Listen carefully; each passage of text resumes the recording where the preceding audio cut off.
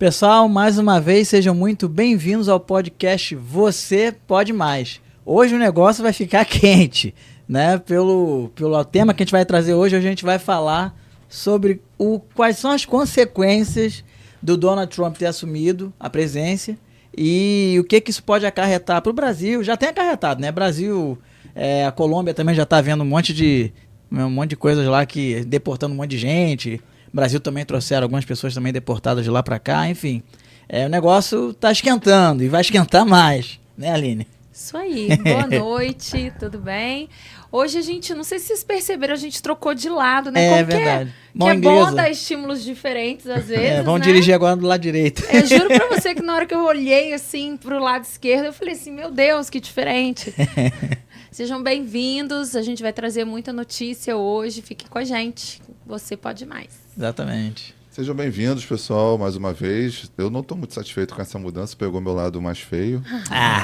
Você que pediu, mais fresquinho aí. O bom é que aqui tem ar-condicionado, porque quando vocês estavam desse lado, vocês sofriam um impacto. Aqui pra mim tá confortabilíssimo agora. E olha que eu sofro, teoricamente, eu tenho mais frio, porque eu tenho muito pouco tecido adiposo.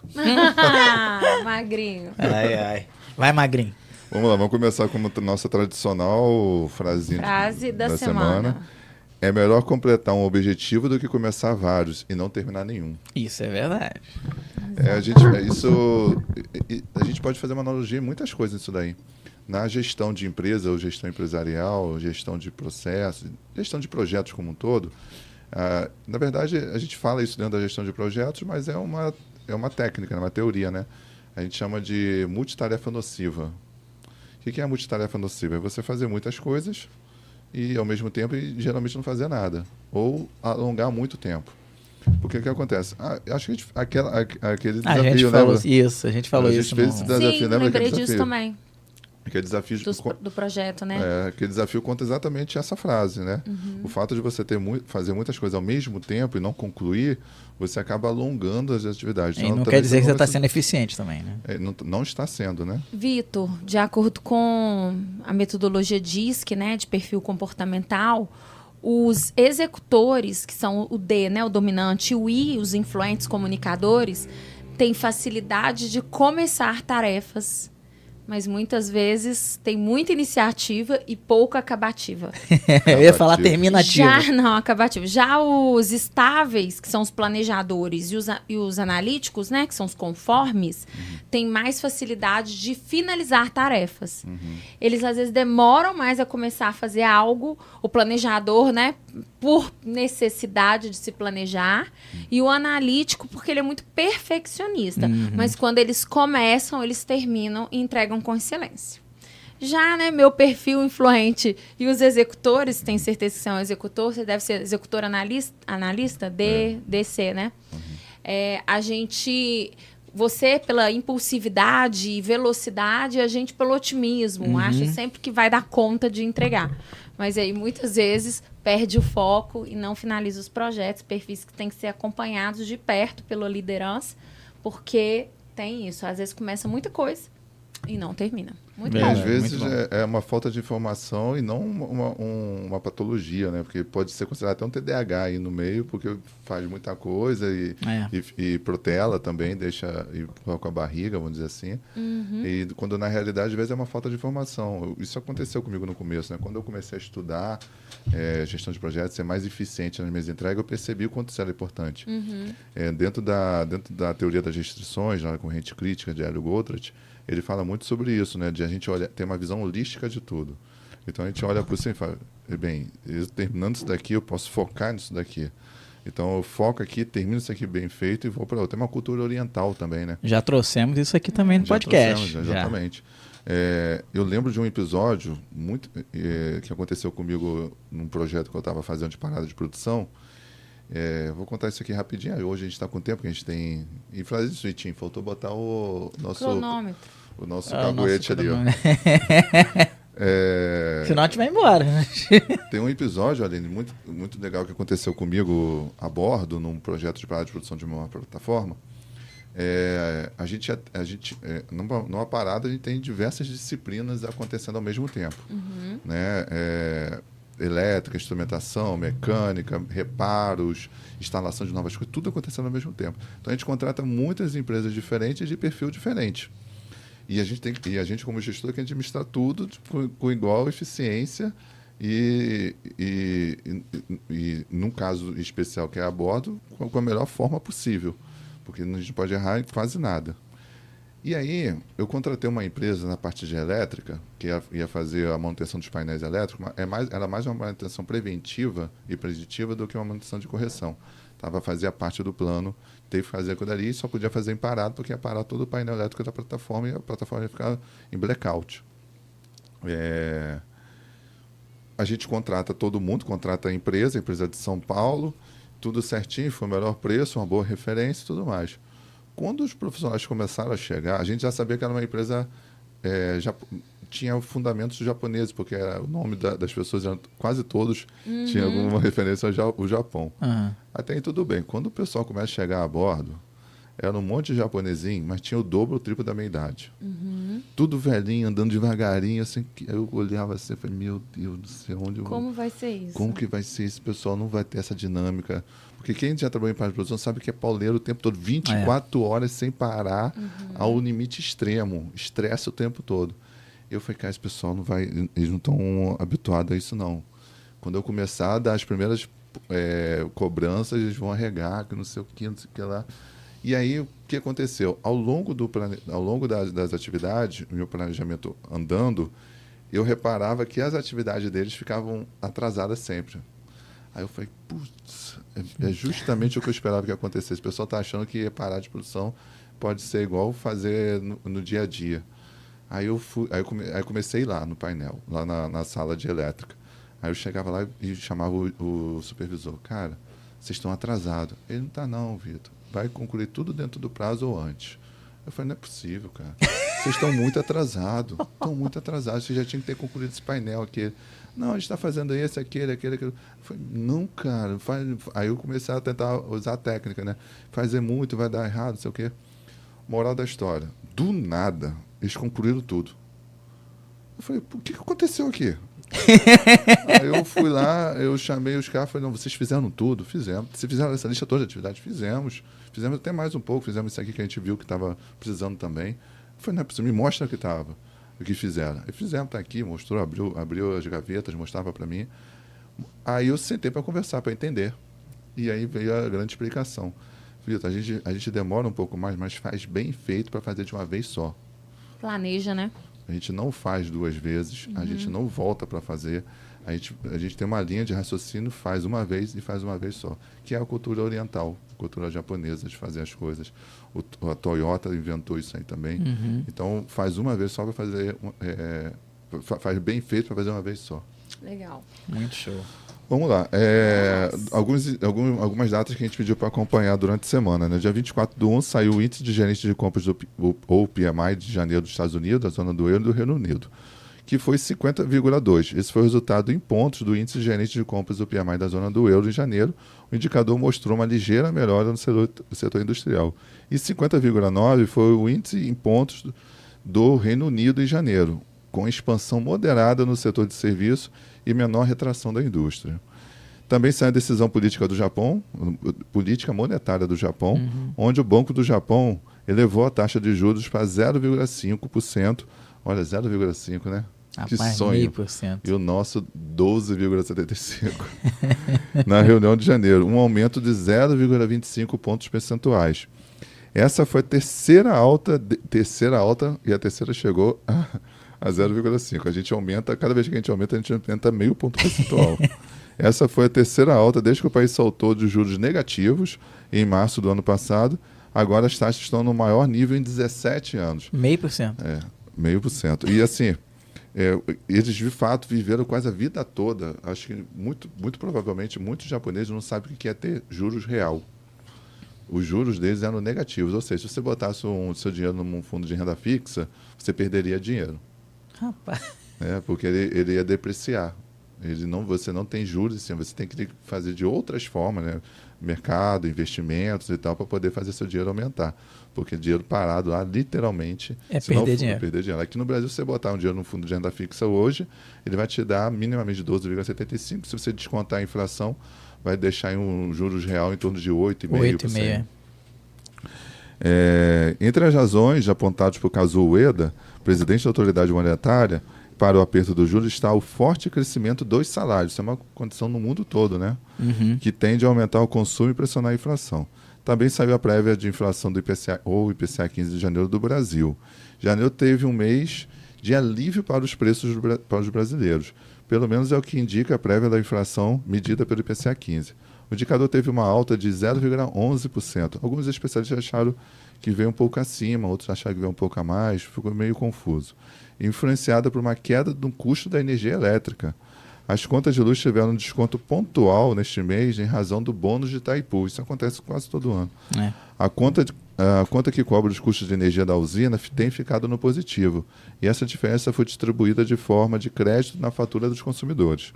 Com o resultado de janeiro, o IPCA 15 acumulado de 12 meses recuou de 4,7% para 4,5%. Então, ou seja, para a gente descobrir qual é o lucro real no Brasil, você desconta a taxa básica de juros, 0,75%, menos a inflação, que é 4,5%, você tem o seu lucro real. Apesar do alívio recente, a inflação continua acima das metas, que é de 3%, mas está agora dentro do limite de tolerância, né? Que é o limite superior. Bem, falando de fundos imobiliários, o XPLG11, que também é um fundo que eu gosto muito, eu também tenho na minha carteira.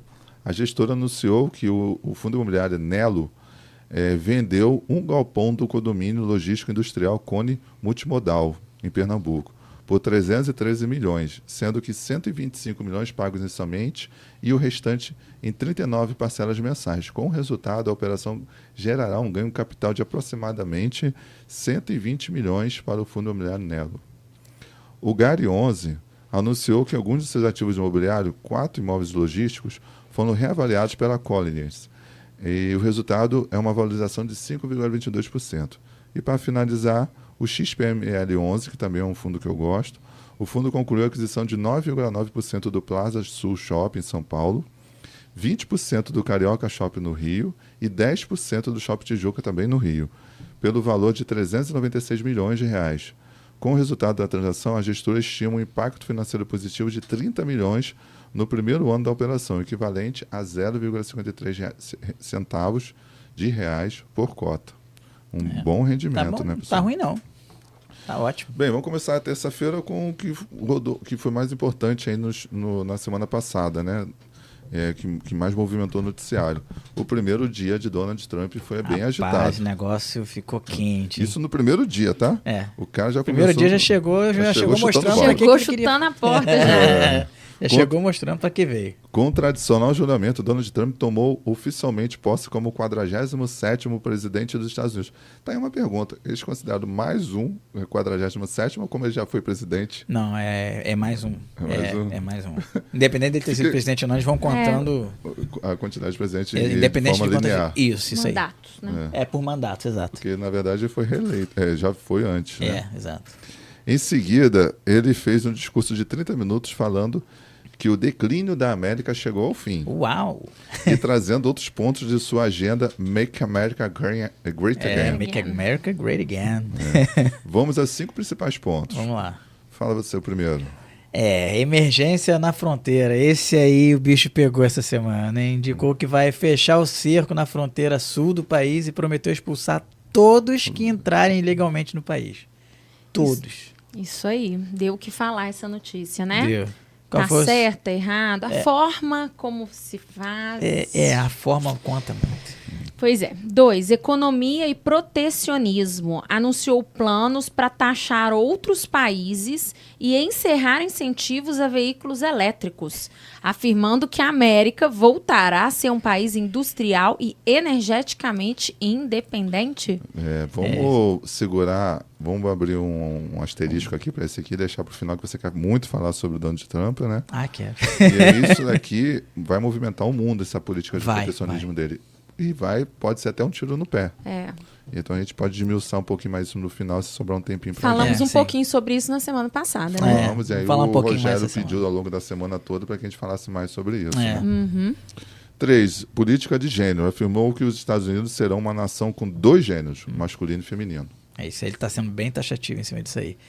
O 4º ponto é a liberdade de expressão, que ele prometeu restaurar, a liberdade de imprensa e reintegrar funcionários públicos que foram dispensados por não apresentarem comprovantes de vacina contra a Covid. E 5, expansão territorial. Disse que os Estados Unidos voltarão a crescer territorialmente, mencionando a intenção de retomar o controle do canal do Panamá e de enviar astronautas para fincar a bandeira americana em Marte. Rapaz, Donald Trump vai falar um negócio. É um visionário, Deixa ele.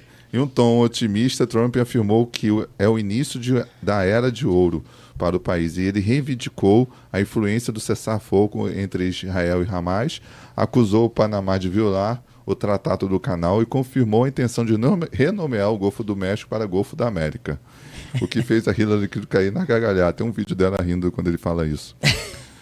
Com o frio em DC, né, Washington DC, Distrito de Colômbia, sim. Distrito de Colômbia, o evento teve que ser dentro do Congresso, o que deixou vários convidados de fora, incluindo uma comitiva brasileira que tinha Eduardo e Michele Bolsonaro, e eles viram a cerimônia pelo telão de fora. Deu vontade de sentir pena deles, mas não senti, não.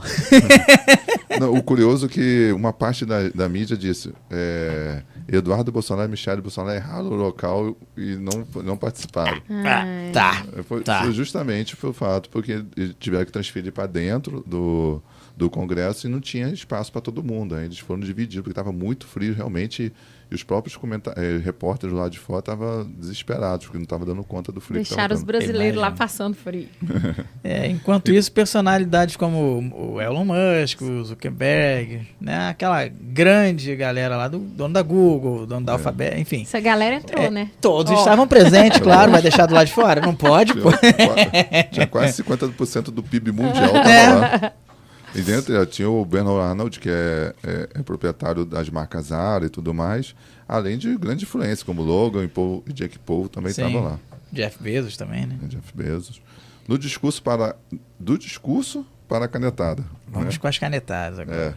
Após seu discurso em um evento com apoiadores, Donald Trump assinou uma chuva de medidas, sendo boa parte delas promessas que ele já vinha falando em sua campanha. E aqui vão uma das principais, né? Tirou os Estados Unidos do Acordo de Paris. Isso aqui tem um efeito também interessante aqui para a gente. Feito entre os principais países do mundo, traçando metas para o controle das mudanças climáticas. E por que isso aqui é importante? Era uma coisa que eu até ia falar na semana passada. É uma coisa que o Brasil poderia virar protagonista esse ano. Inclusive, colocando os Estados Unidos quase que no bolso. Se soubesse usar bem a diplomacia. Se souberem fazer, dá para colocar no bolso. Porque o que acontece? O Brasil hoje ele é o atual presidente dos BRICS. E os BRICS virou um calo no pé dos Estados Unidos. Exato. Ainda mais se colocar uma moeda única entre eles, e agora está ganhando relevância muito grande, adquirindo novos países que estão entrando. E hoje já é o maior acordo comercial do mundo, né? Superando a União Europeia. Então, se realmente eles tirarem a referência do dólar e passar a ter uma moeda única entre os BRICS, o dólar perde muito força. É nisso aí que o Donald Trump está bolado, né, com a situação. E aí o Donald Trump pode criar medidas protecionistas para poder pressionar isso aí. Ele, inclusive, já falou que vai fazer. Taxar a questão dos produtos. Uma série de coisas. Taxar os produtos para poder frear e brecar os BRICS de realizar a força deles. As ações com os Estados Unidos. Então, aí que tá. Aí ele acaba criando 2 grandes problemas se ele fizer isso. Primeiro porque ele teria que cumprir as metas do Acordo de Paris. E o Brasil esse ano vai sediar a COP, lá em Belém. Sim. Inclusive, foi um grande vacilo do Brasil, né, de Lula, ainda ter demorado tanto para indicar quem seria o responsável por tudo. E aí se indicou, acho que só foi hoje ou esse final de semana. E aí, obrigatoriamente, os Estados Unidos teriam que participar da COP23, né? Acho que é isso. E ali haveria os acordos em paralelo, porque, à luz da realidade, quem produz o grande incentivador do efeito estufa e do aquecimento global são os países do norte. E é a gente que está no sul é que sofre os impactos. Exatamente. E se o mundo não está pior ainda, porque o sul ainda consegue segurar um pouco a onda. Então, assim, eles teoricamente na prática teriam que pagar muito mais para manter o clima da Terra. E eles estão fugindo disso. Mas o Brasil, por acaso, vai sediar a COP e, por acaso, é o presidente dos BRICS esse ano. Então, assim, as sanções contra o Brasil seriam bem complexas nesse momento. Exatamente. Porque quem deu a ideia de criar a moeda foi o Brasil. Foi o Brasil, sim. Entendeu? A ideia é do Lula. E aí, então, isso está mexendo com os caras lá. E aí vem um outro problema. O Brasil é o celeiro do mundo. Se ele fizer essa... Aí a gente fala lá em cima do protecionismo, né? Se ele fizer essa medida, os produtos vão ficar caros para eles também. E a gente vai encontrar outro lugar para vender. Então vai ficar só caro para eles. Comprador para nossos produtos a gente tem. A China precisa de comer. China, Rússia. A própria África. A própria África. Eles precisam comer. Todo mundo precisa comer. Então, está dando tiro no próprio pé. Um ponto importante que aqui também, né, ele concedeu perdão a todos os réus do 6 de janeiro, quando aconteceu a invasão de apoiadores do Trump no Capitólio. Tirou os Estados Unidos da OMS, isso aqui mexeu muito com o mercado, argumentando que o país gasta mais que qualquer outro, dando exemplo que a China paga 39 milhões de dólares, enquanto os Estados Unidos pagam 500 milhões. Então, assim, esse dinheiro é muito importante para a OMS, para desenvolver uma série de ações no mundo todo, né, com relação à saúde, principalmente nos países que necessitam de apoio, mais pobres. E aí o que estava acontecendo, na verdade, é que no primeiro momento sofre esse impacto, é um dinheiro muito relevante, mas a movimentação da OMS é trazer iniciativa privada para financiar o que os Estados Unidos estão deixando de entregar. Sim. Aumentou o prazo de banimento do TikTok, que passa a ter mais 75 dias para realizar uma possível venda, e ainda sugeriu que os Estados Unidos tenham parte da companhia. Isso aí tem uma questão que o Trump sugeriu ao Elon Musk comprar o TikTok. Né? E o TikTok está bem disposto a isso. A ser vendido para o Elon Musk. Isso eu não sabia, não. Tá. Colocou novamente Cuba na lista dos países reconhecidos dos Estados Unidos como patrocinadores do terrorismo, determinou a volta de todos os funcionários do governo federal americano ao trabalho presencial. Que beleza. Decretou emergência na situação da fronteira sul do país, determinou que o aplicativo que facilitava a entrada de imigrantes legalmente e autorizou os militares... Terminou com o aplicativo. Né? Terminou com o aplicativo. Excluiu, né? Acabou com o aplicativo. E autorizou também que militares a irem para a fronteira com o México. Que beleza. E acabou com a cidadania por nascimento nos Estados Unidos para filhos de imigrantes ilegais ou de turistas em visita do país. Ele fez isso, mas depois acho que isso foi derrubado. Que uma vez que ele é americano, ele não... Tem nasceu lá. Uma curiosidade. A mãe do Donald Trump, ela, salvo me engano, ela era escocesa. Foi para os Estados Unidos, era uma imigrante ilegal e foi declarada cidadã americana 12 anos depois. Doideira, né? Falando em canetadas, aos 45 do segundo tempo do seu governo, Joe Biden concedeu perdão presidencial aos membros de sua família, além de membros do seu governo. Nenhum deles é acusado por algum crime, mas Biden parece ter feito isso para evitar possíveis retaliações de Trump. Olha. Na quarta-feira, dia 22/1, uma noticiazinha de tecnologia. Vamos lá, falar de tecnologia um pouquinho. Bom, parece que a maçãzinha murchou a China, né? O que acontece? Nem só de maçãs vive o mercado. A Apple, falando de maçã, a gente está falando de maçã por causa da Apple, né? A Apple sofreu um baque significativo no último trimestre agora de 2024 e viu as vendas de smartphone dela cair 18% no maior mercado do mundo, que é exatamente a China. Vamos contextualizar um pouquinho aqui. Enquanto a Apple, né, ela tenta impressionar com o iPhone, né, sua Apple Intelligence, o inteligência artificial dele. Né? Exatamente. Os consumidores chineses eles preferiram as concorrentes locais, né, a Huawei e a Xiaomi. E essas duas empresas elas cresceram respectivamente 15,5% e 3,9%. E ultrapassaram a Apple em participação de mercado, né, segundo a Counterpoint Research. Bom, no mesmo período de 2023, a Apple ela liderava com 20,2% do mercado chinês. Mas aí agora o cenário mudou, né? E a marca perdeu seu brilho no mercado asiático, influenciando inclusive a Wall Street. Né? As ações caíram aí 1,8% no pré-mercado e acumularam uma queda de 3% só nessa última semana. E ao que tudo indica, essa perda de terreno pode estar ligada aí a dois fatores, né? A força das marcas locais, ou seja, a Huawei e a Xiaomi são chinesas, né? Então elas ganham muita força dentro do mercado doméstico. Acredito que até é um custo mais acessível para o Sim. próprio chinês. Com certeza. E tem a questão da nacionalidade, né? São marcas nacionais. Exatamente, né?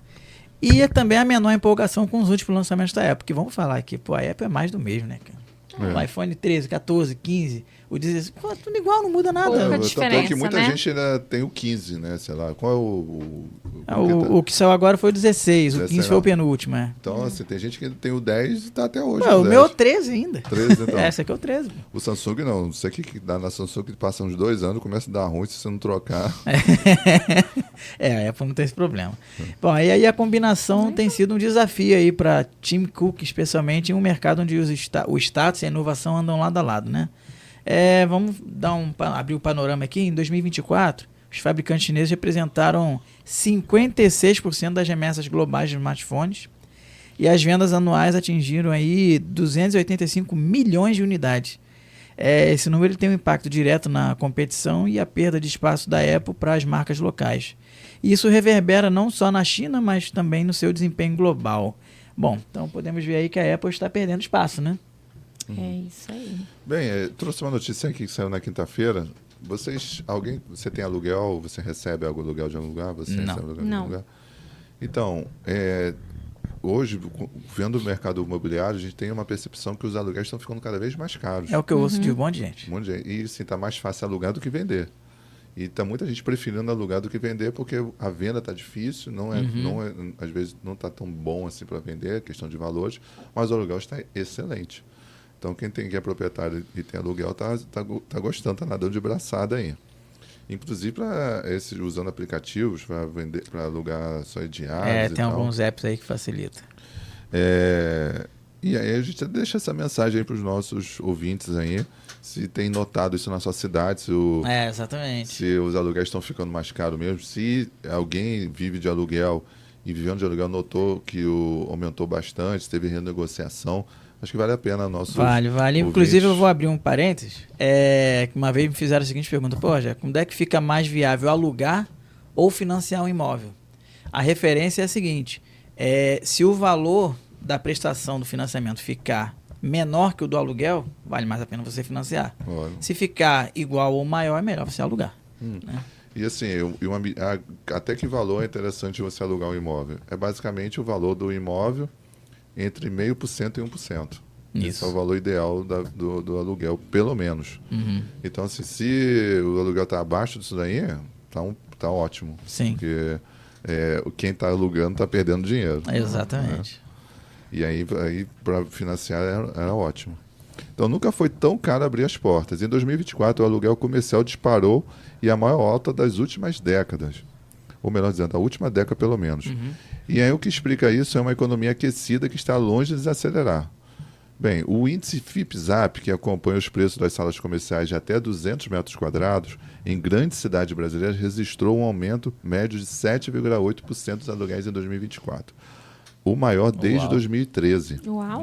Para efeito de comparação, a inflação oficial foi de 4,83%. Então subiu acima da inflação. Bem acima. E aí, consequentemente, olha só, pessoal. Ele até foca aqui nos imóveis comerciais. Então, isso é interessante dizer. Geralmente são salas de prestação de serviços. Mas geralmente o aumento reflete no residencial também. Mas é interessante quando a gente fala em comercial, é que se está acima da inflação, quem está alugando aquele imóvel está pagando bem mais caro. Sim. E os preços das coisas que ele vende, geralmente está próximo da inflação. Então, assim, ele precisa equilibrar isso. Ou ele vai reduzir custos, e a gente está dando uma dica aí para os empresários no geral, ou ele vai reduzir custos para poder equilibrar isso aí, poder continuar pagando aluguel e sem refletir isso no custo do produto ou do serviço, ou vai ter que refletir isso no custo do produto ou serviço. E aí acaba repassando para o consumidor. Exatamente. Com mais gente voltando ao trabalho presencial, as lojas estão reabrindo, a demanda por espaços físicos subiu. E os preços também acompanharam isso aí. E por que isso importa no final das contas? Com o custo subindo, pequenos negócios entram em dificuldade para se manter em regiões estratégicas. Exato. Ao mesmo tempo, a maior demanda reflete um cenário de mais empregos, mais consumo e, claro, mais disputa por espaço. Já os investidores, o setor mostra sinais de boa rentabilidade, com rendimento médio de 6% ao ano. Isso é o que os investidores têm percebido. E vamos aos principais números. Quem liderou, sabe quem foi? Quem? Nikit. Nikit City? Nikit. Rapaz. Liderou o ranking com uma alta de 17,8%. Uau! E isso muito se deve também, né, à qualidade de vida que Niterói oferece aos moradores e hoje à grande facilidade modal, né? As barcas melhoraram muito. Muita gente hoje usa como cidade dormitório para fugir do centro do Rio por conta de segurança, bagunça e tudo mais. E aí, quando antes era muito difícil atravessar a ponte, barcas ruins, hoje não, hoje tem excelente barca. Hoje em dia está mais tranquilo. Tem o transporte público, a gente vai trazer uma notícia também sobre transporte público mais para frente. Curitiba subiu 10,9%, Rio de Janeiro 9,1%. O metro quadrado comercial atingiu R$ 45,53 na média no Brasil, com São Paulo no topo, custando 54,40 metros quadrados. Comprar também não ficou barato. O preço médio do metro quadrado foi de R$ 8.421, podendo chegar a 2 milhões por um imóvel de 200 metros quadrados em São Paulo. Olhando para fora assim, né, o aumento dos aluguéis comerciais não é um caso isolado. Os aluguéis residenciais também subiram 13,5% em 2024, quase o triplo da inflação. Com mais consumo e mais gente disputando espaço, a tendência é que os preços ainda altos em 2025, tanto para morar quanto para abrir negócio. E aí eu falei para você que ia trazer uma noticiazinha sobre transporte. Vamos lá. Negócios também, né? Mais um negocinho chegando aqui no Brasil. Vou falar aqui, vamos lá. Bom, andando de ônibus, mas de Uber, né? Como assim? Né? Como é que você anda de Uber? Já andou de ônibus Não. de Uber? Nunca? Vai andar agora. Vai começar a andar agora. Então, chama um ônibus no aplicativo aí pra mim. Vamos lá. Bom, agora você que mora em São Paulo, no Rio, você que está assistindo a gente aí de São Paulo, do Rio de Janeiro, você pode pedir isso para os amigos, já que a novidade Uber Bus está oficialmente atuando no Brasil. Vamos contextualizar aqui. O Uber Bus é uma extensão do modelo tradicional do aplicativo, mas com foco no transporte coletivo. Bem, já é um modelo já consolidado, né, em algumas cidades europeias, e esse serviço ele busca atender regiões estratégicas e oferecer uma alternativa econômica e prática para deslocamentos urbanos e intermunicipais. Bem, por que isso é importante, né? Quem usa transporte público no Brasil, pelo menos na maior parte dele, sabe como é que é o sufoco. Cara, fila, superlotação, ônibus cheio, pessoal com o sovaco levantado assim, pô, chato pra caramba. Atrasos, né? Atraso, né? Enfim. As mulheres sofrem muito. Sofre bastante. Também. E a chegada do Uber Bus coloca mais uma peça no jogo, oferecendo uma alternativa que promete conforto sem custar muito caro, né? Em tempos de orçamento curto, né? Qualquer opção que une praticidade e economia já merece atenção. E as tarifas são mais baixas do que as de viagens individuais da Uber, né? E já que os custos são divididos entre os passageiros, né? Então o preço ele depende da rota e da demanda no momento da reserva, né? Então é uma proposta bem interessante. E aí, falando em Uber, né? A empresa anunciou o retorno do serviço de mototáxi em São Paulo. Você está dando o que falar, rapaz. O prefeito de São Paulo já entrou com liminar. Aí o pessoal que trabalha como mototáxi, né? Já entrou com a liminar com o advogado. E a liminar já está valendo a liminar do cara da moto. Rapaz, tá um brigueiro danado. Bem, até então apenas a 99 mantinha a função, que se tornou uma briga, né, com a prefeitura paulista. E o prefeito Ricardo Nunes chegou a classificar isso como uma carnificina, né? Isso muito por quê? Porque o número de acidentes de moto em São Paulo é muito alto. E quando uma pessoa que está lá, o cara que está dirigindo a motinha lá dele, Uber, ele tem plano de saúde? Não tem, vai recorrer ao quê? Serviço público. Então, demanda do serviço de saúde municipal, e aí quem paga a conta? A prefeitura. É por isso mesmo? Isso foi o Ricardo Nunes que alegou. É mesmo? É. Nunca ia pensar que fosse por causa disso. Custo, questão de custo. Vamos para a notícia de sábado? Bora lá. Vamos falar de variedades. Eu achei ela muito tendenciosa a vocês mulheres. O papai também gosta disso daí. A maternidade é o novo core business? Ser mãe virou tendência? Será? Virou cool. Aparentemente sim. O fenômeno do sharing time, quando os pais compartilham imagens e informações sobre seus filhos online, está ficando cada vez mais comum nas redes sociais. Para além do lifestyle, muitas mães estão conseguindo fazer de suas experiências um verdadeiro modelo de negócios.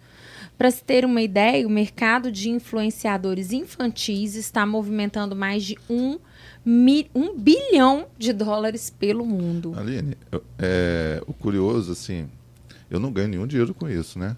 Mas o meu sonho era tão grande de ser pai que eu quero só falar para todo mundo como é legal ser pai, né? Aí eu voltei pro Instagram há pouco tempo, eu dei uma parada do Instagram Detox, por vários motivos pessoais. E quando eu voltei agora, eu fui na minha rede, quando eu comecei a rolar o meu feed ali e tal, falei, nossa, só tem coisa do meu filho, quase não tem coisa sobre mim, falta coisa sobre mim também, mostrar um pouquinho sobre mim, botar umas fotos minhas também. Eu comecei a postar fotos minhas porque eu só estava vendo eu e meu filho estava dominando meu feed. Durante muito tempo, meu celular praticamente só tinha foto de Letícia. Eu vou botar uns 70% das fotos atuais do meu celular é meu filho. Bom, aqui no Brasil, as filhas da Virgínia acumulam mais de 10 milhões de seguidores nas redes sociais, sendo baby influencers. Antes mesmo de completarem 3 anos, elas já eram influência. Rapaz. Aham. Eu ia fazer um perfil pro meu filho na época, quando ele nasceu, eu falei, vou fazer um para começar a falar sobre o progresso dele, crescer e tal. Mas aí a mãe dele não deixou na época, não. E eu concordei também, muita exposição. Eu fico com medo também. Mas tem gente que não está preocupado com isso. Você pode achar que é uma exposição necessária ou uma oportunidade criada. Fato é que o algoritmo, né, que são as pessoas que estão lá rolando o feed do celular, parece amar bebês. Estima-se que vídeo com crianças aparecem são 2 vezes mais virais que a maioria dos outros conteúdos no Instagram e TikTok. Com certeza absoluta, né? Isso é fato. Pense naqueles vídeos que a sua mãe te manda de bebês fofinhos, né? Não manda direto. Para você ver na prática e em números, a hashtag MomLife cresceu 32% no último ano e já tem mais de 17 milhões de vídeos. É bastante vídeo. Espera-se que nesse ano o mercado de influência no mundo todo, incluindo crianças e adolescentes, alcance 21 bilhões de dólares. Vamos ver se a gente pega uma fatinha dessa aí, né? Vamos ver se a gente torna influencer, né? Que legal, né? Então, o Tribunal de Contas da União, na sexta-feira, se não estou enganado, ele mandou fez uma análise sobre algumas coisas que o governo estava fazendo e a gente viu isso no sábado, dia 27. E aí eu vi um trocadilho, né? Dá para pedalar com o pé de meia? Então vamos lá. Para o Tribunal de Contas da União, aparentemente sim. Foi com essa justificativa que o TCU suspendeu o uso de recursos do programa criado pelo Ministério da Educação no governo do Lula.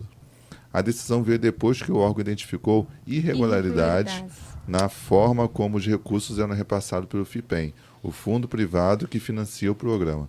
Contextualizando um pouco, foi criado lá em 2023 o Pé de Meia, que incentiva alunos da rede pública a concluir o ensino médio com uma poupança educacional. Basicamente, evitar o parei de estudar porque precisei começar a trabalhar e ajudar em casa, né? E diminuir o objetivo do programa escolar. Era isso aí.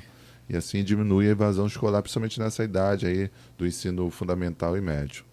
Acontece que o TCU encontrou e confirmou falhas nos repasses feitos, apontando para que eles não seguissem a lei orçamentária,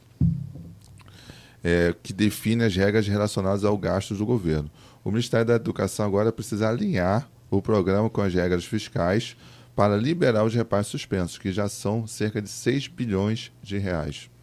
Enquanto isso, a oposição acusa o governo de crime de responsabilidade, dizendo que isso configura uma pedalada fiscal, que foi exatamente o motivo do impeachment da Dilma Rousseff em 2014.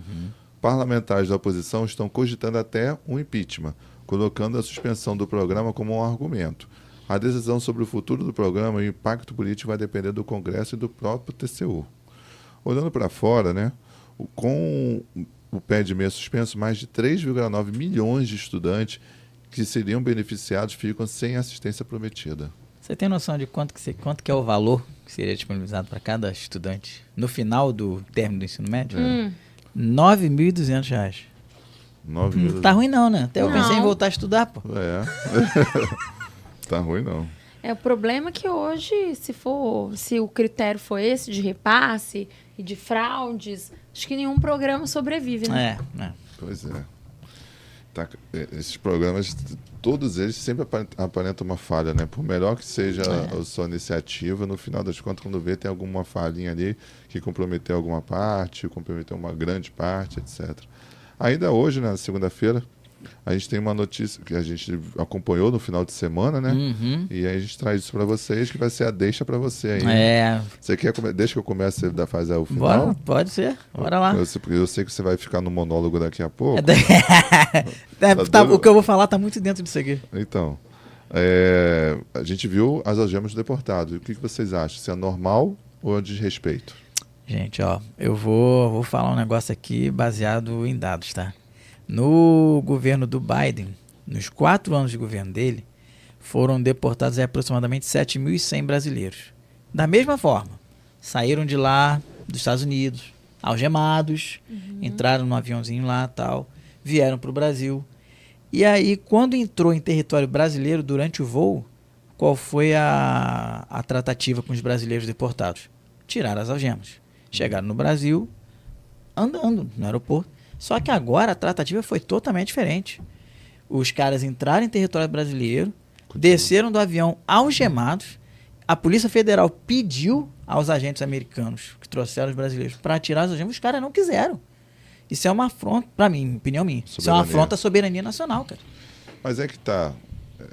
Bem, primeiro, voltando à pergunta, você acha normal ou de respeito? Para mim, essa atitude de hoje, no geral. Não, no geral, não acho de respeito, não. Porque assim, o cara que quer entrar e morar nos Estados Unidos tem que seguir as regras deles, cara. Entendeu? Se as regras para o cara morar nos Estados Unidos você tem que ter tanto de valor monetário guardado numa conta, então você tem que ter um imóvel, você tem que seguir a regra dos caras lá. É a mesma coisa aqui. Para você morar aqui, você tem que seguir as regras daqui. Então, você querer ir para lá de forma ilegal, você está sendo um criminoso lá. Então, você tem que voltar tratando-se como criminoso. E aí, chegando no Brasil, concede-se a tratativa necessária. Deportar alguém que está ilegal é direito, né? Exato, no país. Claro. Ok.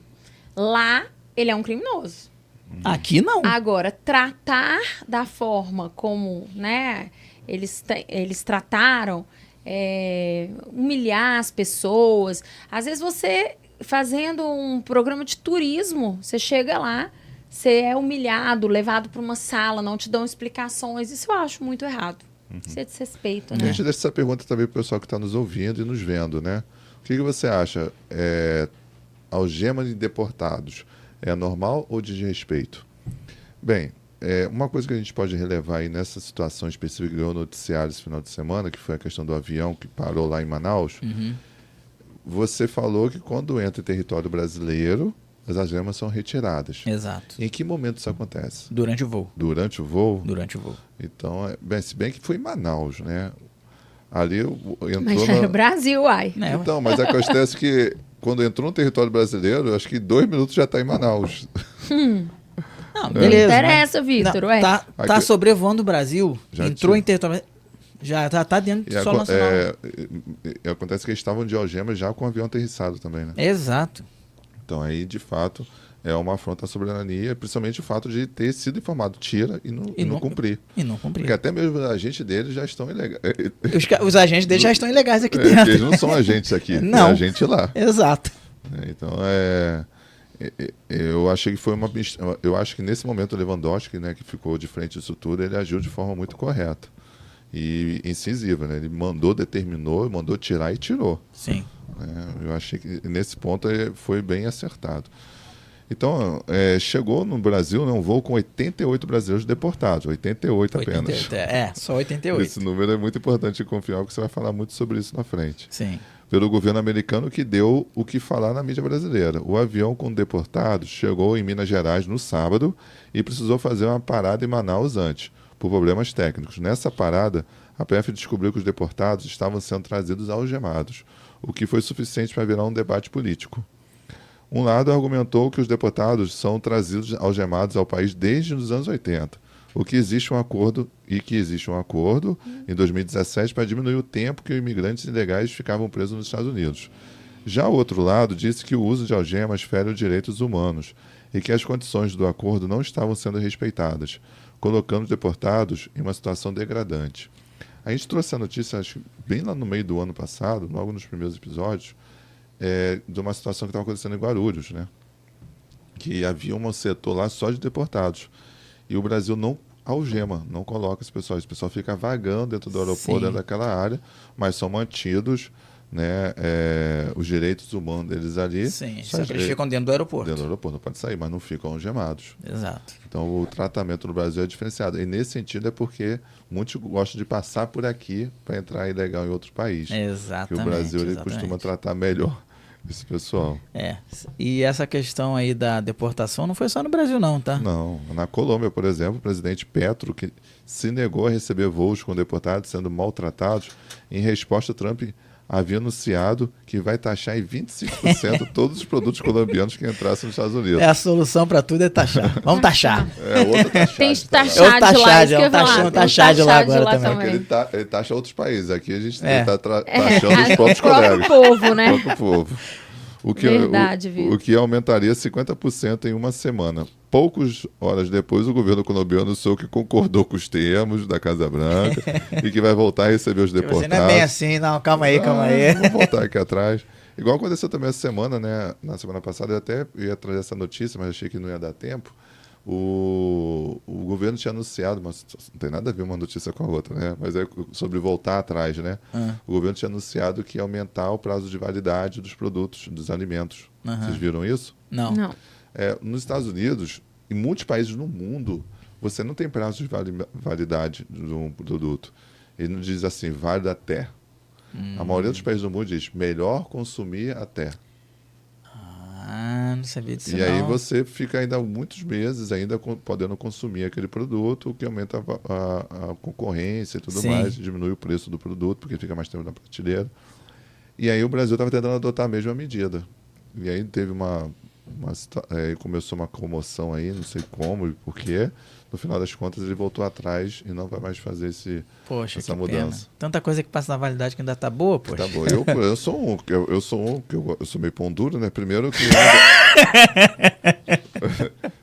numa das nossas empresas, né, que é uma distribuidora de medicamentos, quando algum produto sai da prateleira, primeiro ele já sai da prateleira com menos de um ano de validade, já sai. Então, quando a gente não tem o que fazer, ele vai ficando lá e vai passando o período. Se for alguma coisa interessante, eu já pego para mim. Agora, alguns até chega a vencer. Eu só pego esses medicamentos, são tudo vencido. Na minha casa tem medicamento vencido. Gente, não façam isso em casa. Porque mal não faz. Ele pode não fazer aquilo que ele propôs, mas eu faço. Quem disse que não faz mal, Vitor? Outra coisa, o primeiro lugar que eu vou no supermercado é aquela parte dos produtos vencidos.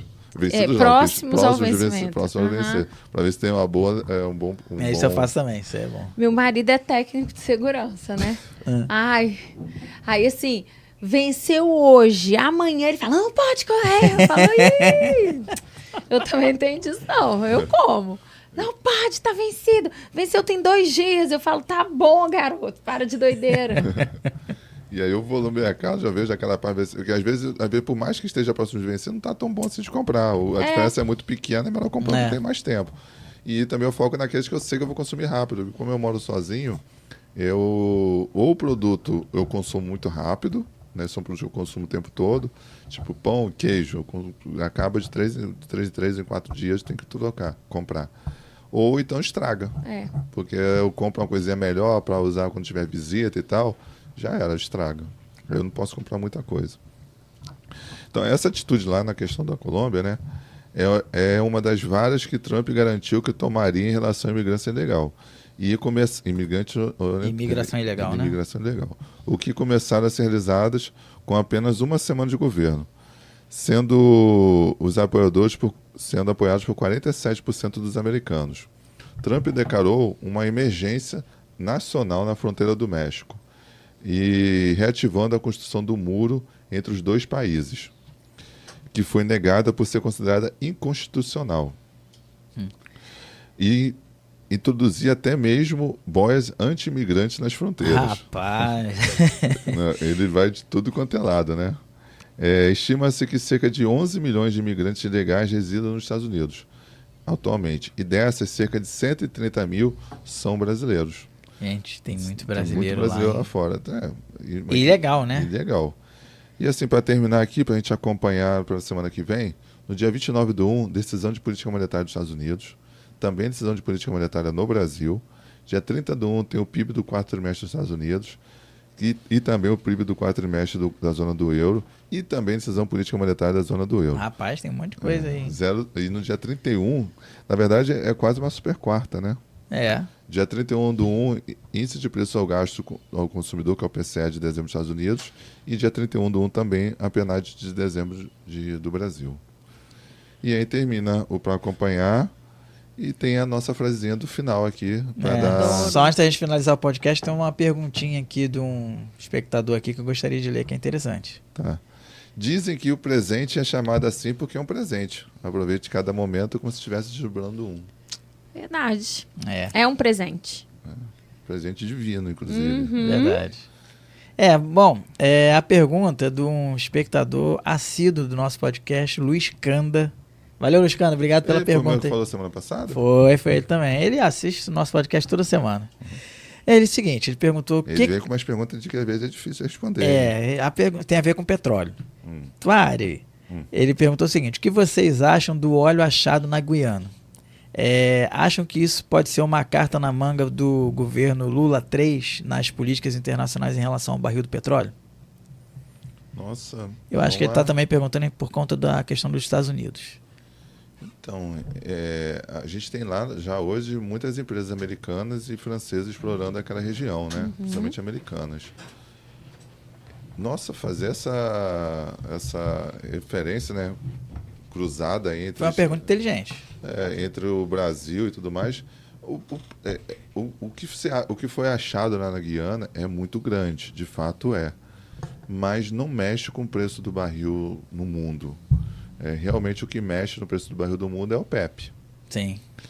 Entretanto, com essa política dos Estados Unidos sair do caso elétrico e tudo mais, a gente viu...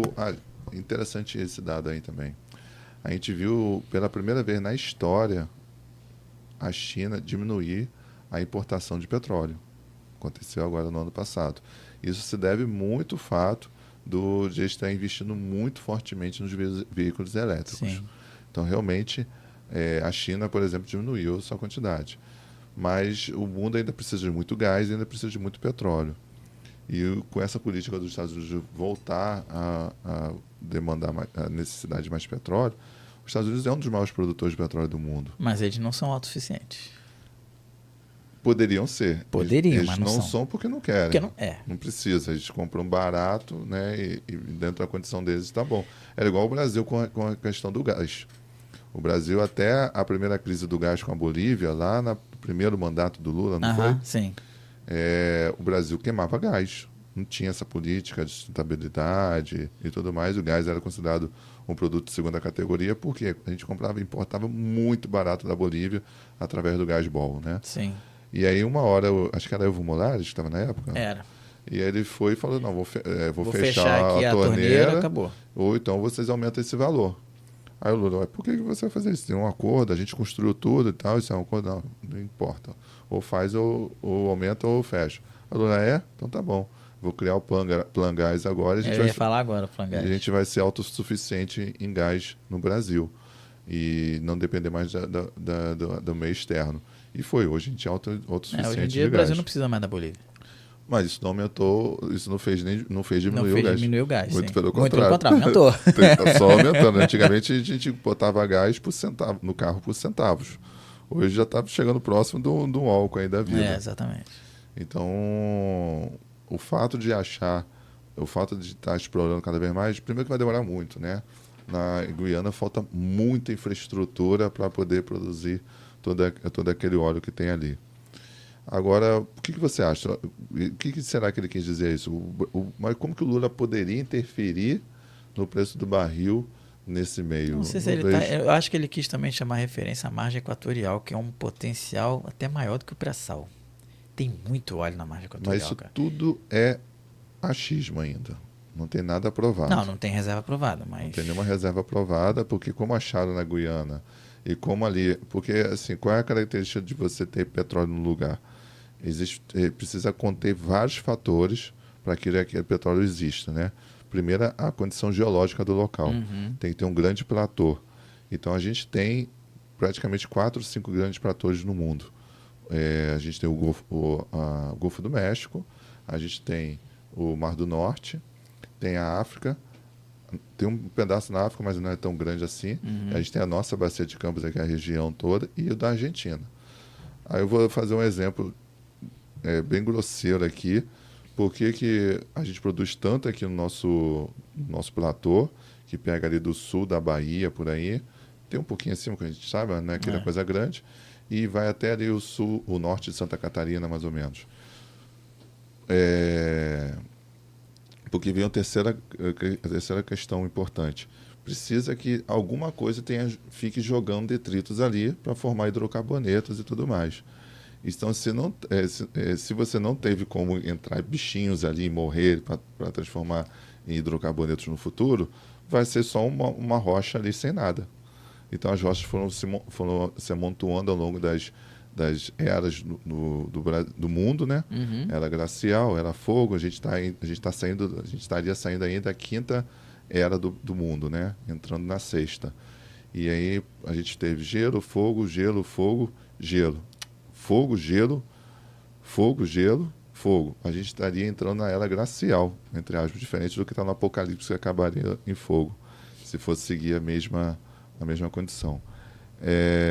E na Argentina tem um platô bem semelhante e não produz, porque lá não teve alguma coisa jogando tanto detrito ali dentro para acumular bichinhos e bactérias e tudo mais para formar os hidrocarbonetos. Aí eu te pergunto, o que foi o que motivou a jogar tantos detritos nesse nosso platô e que essas roças fossem se acumulando com esses montes de detrito jogando ali dentro? Sabe quem é o grande motivador disso no Brasil? Não, quem? Um riozinho que atravessa o São Paulo, o Rio de Janeiro todo, o Rio Paraíba do Sul. Ele tem uma influência importantíssima no nosso petróleo aqui na nossa região. Sabia não. Porque ele é um dos maiores rios do país, né? Enorme extensão e largura e tudo mais. Então ele vai acarretando todos esses detritos aí e vai jogando aqui. Ali no mar. Tanto é que a gente vê numa imagem aérea a força que ele faz no mar, né? A gente vê um mar mais escuro até aqui quase, né? É verdade, verdade. E lá, obviamente, na margem equatorial que a gente tem o Rio Amazonas. Eu tenho o Rio Amazonas, que também Então, assim, fazendo uma analogia aos dois fatores, há probabilidade de existir. Só que lá a gente não conseguiu nem começar a fazer as análises topográficas e tudo mais, usando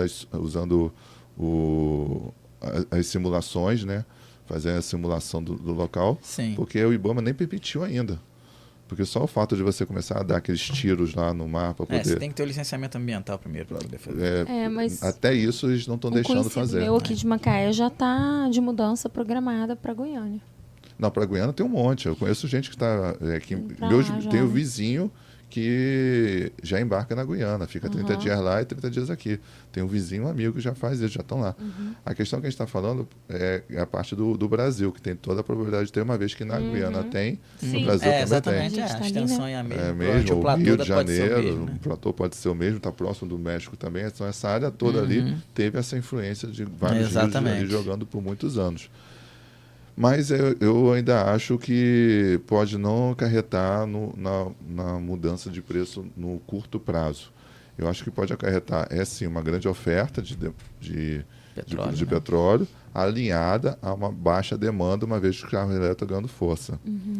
E aí pode ser que a gente experimente um preço de barril mais baixo.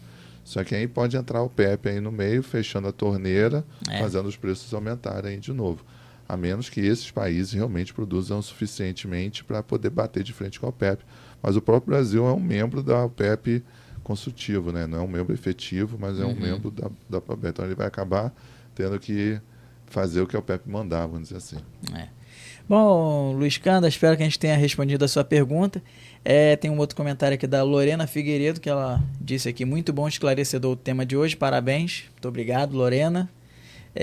Bom, acho que por hoje é só isso aí, né? Podemos ir... Não sei, você queria falar do Trump aí, Ué, mas gente. o relógio me enganou. Eu tava achando que faltava 21 minutos. Não. Mas, na verdade, é 9h30. A conversa foi tão boa que... Por isso que eu tava enrolando aqui e tal, enrolando todo mundo. Achando que faltava 21 minutos, me enganou. Bom, pessoal, só para relembrar vocês, o podcast Você Pode Mais está no YouTube, no canal que você está nos vendo agora. Estamos também no Spotify. Você pode achar a gente também no Spotify. Se quiser ir indo para o trabalho ou fazendo uma caminhada, fazendo uma corridinha, você pode ouvir o nosso podcast. Você Pode Mais também no Spotify. Amanhã o episódio de hoje vai estar disponível já. E é isso, né? É muito bom ouvir no carro, sabe? Até mesmo a gente que grava, eu, por exemplo, costumo ouvir no carro. Eu também. Às vezes eu estou em viagem, é muito bom eu ouvir. Às vezes eu aprendo com o que a gente falou aqui. Verdade. Não, podcast eu achei que ele descomplicou a informação, enriqueceu nosso repertório através de bate-papo. Eu sou muito auditiva, então é um canal assim que eu adoro, né? Ficar ouvindo as notícias e lavando louça. A gente está se conectando com muita informação, né? A verdade é essa. Antigamente, o máximo era ouvir a televisão ali ligada e agora a gente está aí o tempo todo sendo alimentado, o que é bom, desde que seja com equilíbrio também, né? Tem que saber exopilar também, verdade. Saber se desconectar também. Mas vale a pena ir ouvir o nosso podcast, ficar informado, ouvir esse bate-papo gostoso aí. Espero que vocês estejam conosco na próxima semana.